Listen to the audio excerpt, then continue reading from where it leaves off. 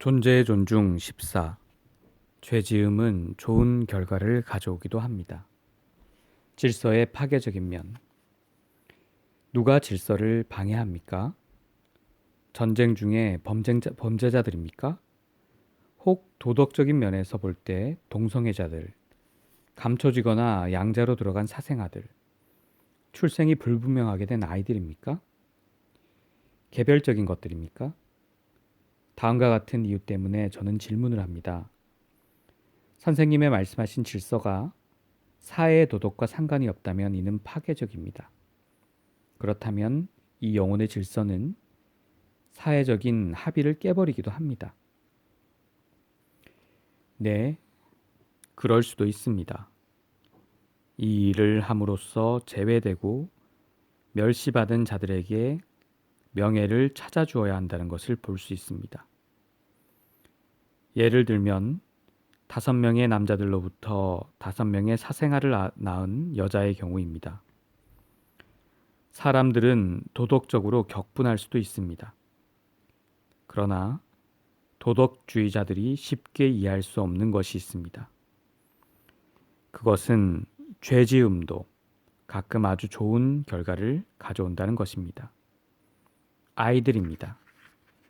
이 부인의 가족을 세어보면 우리는 이 부인이 그녀를 비난하는 사람들이 가지지 못한 특별한 힘이 있음을 봅니다. 그녀는 자기의 삶에 특별한 방법으로 섰습니다. 그녀는 자기의 성과 그 결과를 받아들였으며 아이들을 키웠습니다. 충실. 비도덕적이라고 비난받은 행동의 배경을 자세히 보면 이는 그가 그 가족에게 전적으로 충실한 것과 관계가 있습니다. 가족과의 얽힘이 없이 아무도 이런 어려운 일을 하지 않습니다. 사생아로 태어난 아기는 가끔 사생아를 낳습니다. 어머니와 합의한 것과 같습니다. 일종의 어머니에 대한 사랑과 충실함의 표현이죠. 충실은 항상 사랑의 표현입니까? 아니면 풀지 못한 인연의 표현입니까? 충실함은 사랑입니다.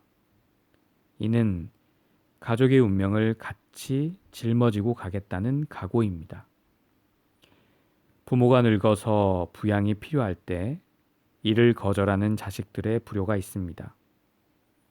이는 충실함과 인연에 배반합니다만 이 충실함을 벗어날 수는 없습니다. 그러면 스스로 벌을 줌으로써 충실하는군요. 그렇습니다. 자신의 세대가 아니면 그 다음 세대로 넘어갑니다. 언제나 그걸 볼 수 있습니다. 불효자 자신은 무사히 넘길 수 있지만 나중의 세대에서는 이를 되풀이합니다. 배우자 간의 충실은 어떤 뜻이 있습니까? 자녀가 있다면 충실함은 공동의 의무와 관계가 있습니다. 서로 믿을 수 있고 같이 살며 아이들을 양육하는 것이죠. 아주 좋은 미덕입니다. 자녀가 없다든지 가지지 않으려고 하는 배우자들에게는 이와 같은 의미가 없습니다. 여기서 우리가 유의할 점은 충실을 원하는 것이 가끔 아이가 어머니에게 어머님 같이 살아요 하는 요구라는 것입니다. 배우자에게 이 말을 한다고 해도요. 이 요구 뒤에 숨은 공포는 어머니가 떠날까 무서워하는 아이의 공포입니다. 이 요구를 배우자에게 원하게 되면 이 관계는 깨어집니다. 그렇게 되면 배우자는 이미 배우자가 아니고 어머니이기 때문입니다. 이는 남녀가 똑같습니다.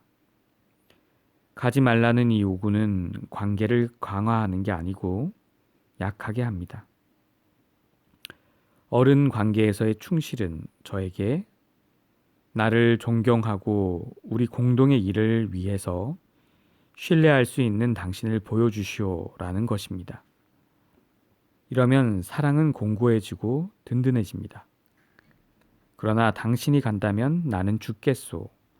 왜냐하면 내 삶은 아무런 의미가 없기 때문이요 라고 말하는 것은 부부 관계를 오인한 것입니다. 부부는 어른입니다. 아이가 어머니에게 의지하는 것과 같이 서로 의지하는 것은 아닙니다. 그러나 한 배우자가 이걸 원하면 다른 배우자는 이것을 충족시켜주지 못하기에 대개 떠납니다. 그러나 부정과 떠남은 같은 일은 아니죠. 부부관계에서 부부 말고 다른 사람과 중요한 관계가 있을 수 있습니다. 성관계가 그럴 수 있죠. 이것을 쉽게 비난할 수는 없습니다.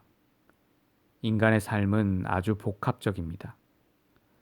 기본적인 충실함과 배우자에 대한 신뢰가 있다면 이 추가적인 경험을 좋은 경험으로 삼아 부부관계에 흐르게 한다면 좋은 효과가 날 수도 있습니다. 부모를 떠나지 못해서 배우자 간에 문제가 생길 수도 있습니다. 아버지를 떠나지 못한 여자는 남편 외에 아버지를 찾습니다. 정부를 찾는 거죠. 이를 쉽게 비난할 수 없습니다. 문제는 이를 어떻게 풀어내느냐겠죠. 아버지 곁을 떠나서 어머니 옆에 서게 됨으로써 정부가 필요 없게 되고 남편에게 여자로서 전적으로 열중하게 됩니다. 어머니에게 얽혀있는 남자도 마찬가지입니다. 아버지 옆에 서게 됨으로써 아마도 다른 여자가 필요 없어지겠죠. 반대로 부인이 남편을 자식과 같이 다시 교육하려고 하면 남편은 아마도 다른 여자를 찾을 것입니다. 이러면 애인은 부인이 되고 부인은 어머니가 됩니다. 남편을 아버지로 갖게 되는 여자도 같습니다. 아주 혼란해집니다.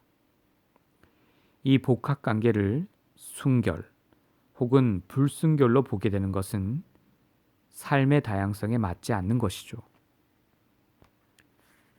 낙태. 가족 세우기에서 낙태는 어떤 결과를 가져옵니까? 낙태의 결과는 남녀 모두에게 아주 깊은 흔적을 남깁니다. 중국과 같이 낙태가 생존에 아주 중요한 수단이 되는 곳에서는 확실히 우리와는 다른 의미가 있겠죠. 우리에게도 낙태는 여자에게 생존의 수단이 됩니다. 영혼도 그렇게 보느냐가 문제겠죠. 우리가 그렇게 생각하는 것과 그 이유를 영혼이 받아들이냐를 구별해야겠죠. 영혼이 이를 받아들이지 않으면 이런 주장들은 아무 도움이 안 됩니다. 영혼은 주장들과 다른 법칙을 가지고 있습니다. 낙태가 갖는 첫 번째 결과는 대개 남녀 관계가 이것으로 끝이라는 것입니다. 이건 분명합니다. 아이와 같이 배우자도 낙태되었습니다. 우리에게는 한 쌍 남녀 배우자로서의 미래가 없습니다. 그러나 낙태에 대해 공통의 아픔을 느낀다면 이 사람들은 같이 살 수 있습니다. 두 사람은 책임을 나누어 가짐으로써 새로운 시작이 가능합니다. 그러나 두 사이의 친밀함은 전과 같지 않습니다. 이것을 봐야만 합니다.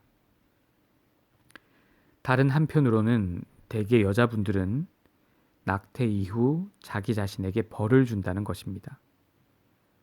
혼자 되거나 지속적인 관계를 맺지 않습니다. 낙태는 50년대의 피임 수단이었습니다.